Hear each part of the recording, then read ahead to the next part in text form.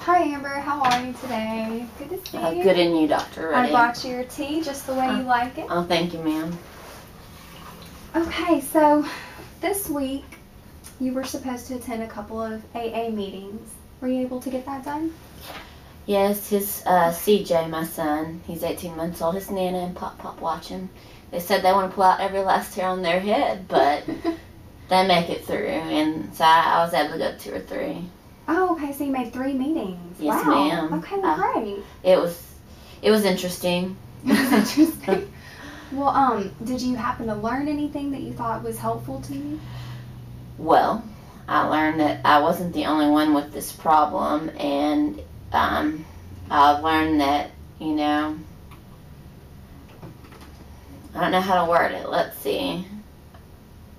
That there are people with situations far worse than mine, and that's sad but encouraging that, you know, yeah, to know that I'm in a better boat in some ways, you know, and that there's a stepping off point. Right. So it sounds like that was kind of a comfort to you then to be. It was very comforting, you know. I mean, at first it was uncomfortable, you know, like standing in front of all those people and talking about my problems, you know. It's not like talking to you, Dr. Reddy. But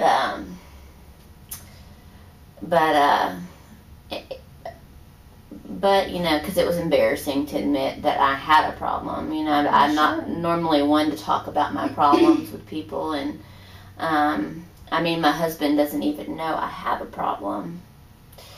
Because, like I said, his Nana and Pop discovered my problem, not George. Okay. So, and I know it seems kind of weird that they wouldn't tell him about that, but they didn't want to create problems between us.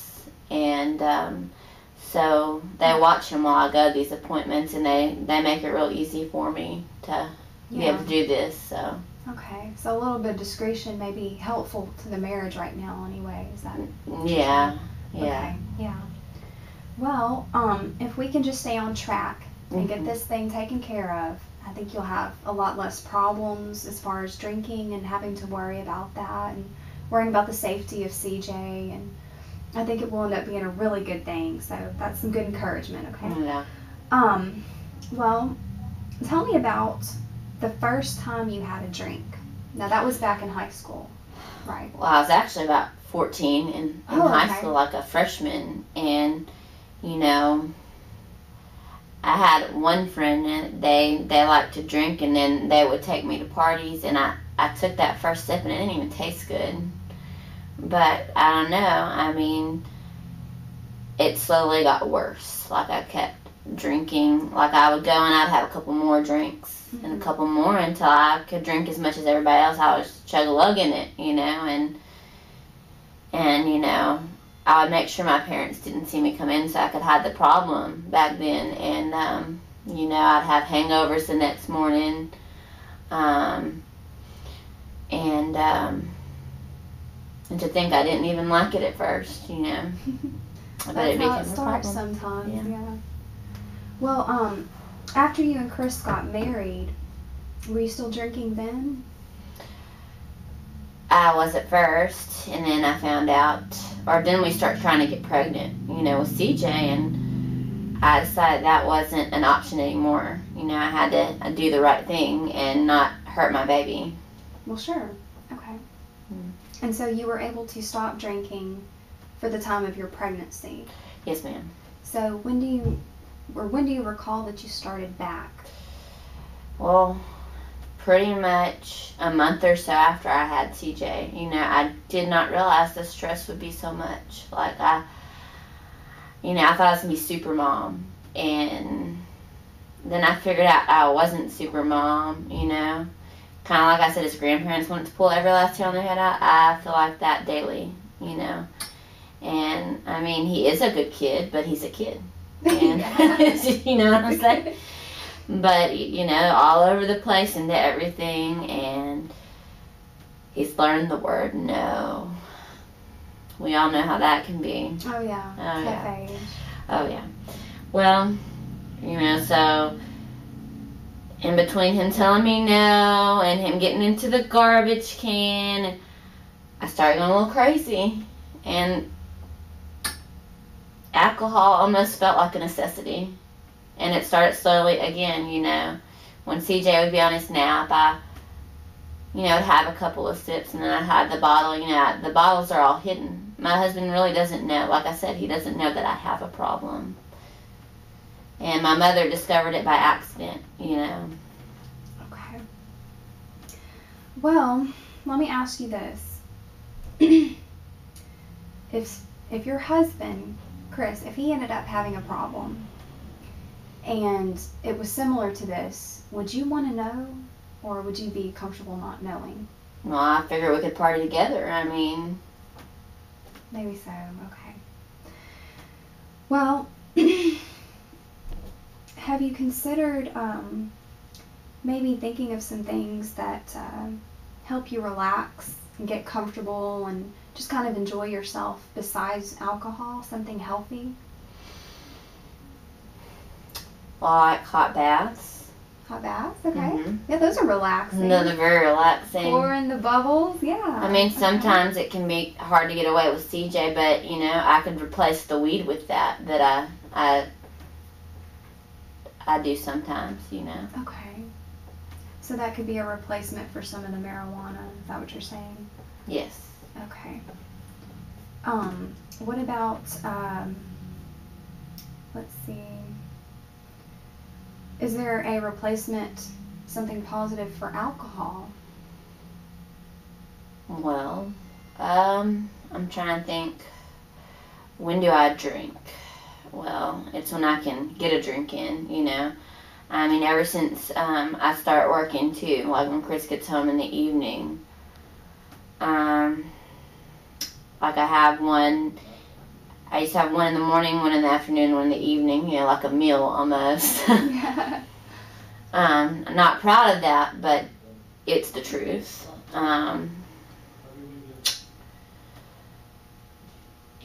I mean, and I've since, you know, cut back in the afternoon. When I go to lunch, I try to go to places it's hard to find, but that don't serve alcohol. Maybe like a coffee shop, or so either maybe having a cup of decaf coffee at night. Because, girl, I would not be able to sleep if I had a cup of caffeine at night. Yeah.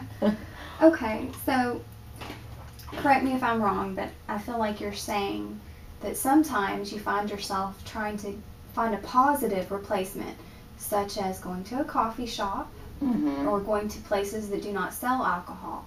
Yes, ma'am. So I think what you're maybe trying to do is change some of your places. Could that be right? Yeah. Okay. Yeah.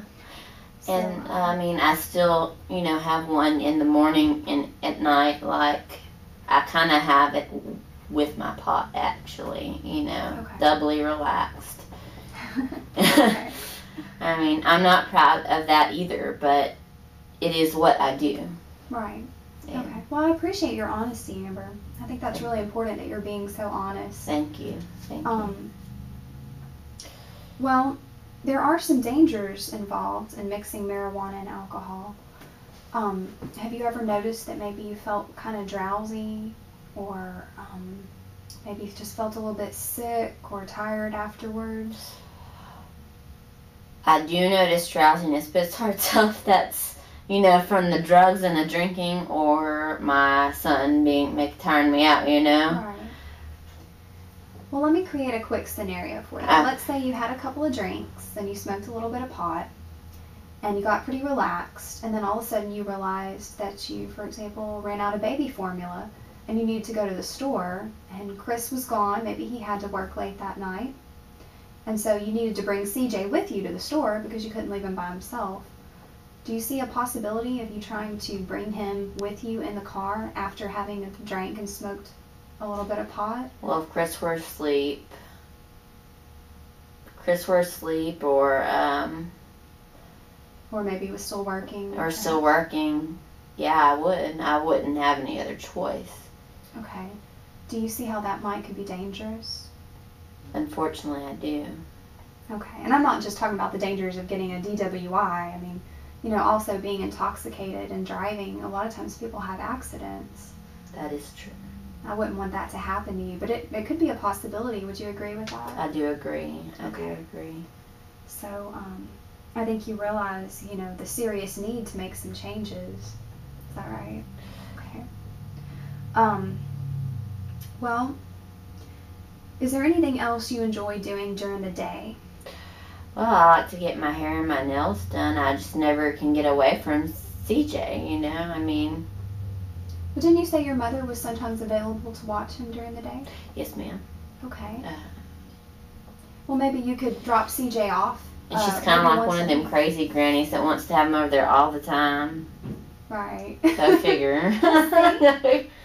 Maybe you could take advantage of a little bit of her availability, and you could, call her up and say, Tuesdays and Thursdays, can you watch CJ from 12 to 3, and that way you could go to a meeting, and afterwards you could go get your hair and nails done and have a little bit of time to yourself. That sounds good. That might give you a break from CJ and also help you to put some more positive things in your life. That way you won't be sipping on, wine all day, and you can just do something fun for you. Yeah, that would be nice. Okay. I know last week you had mentioned that you like taking long walks on a pretty day. Did you get to do that last week?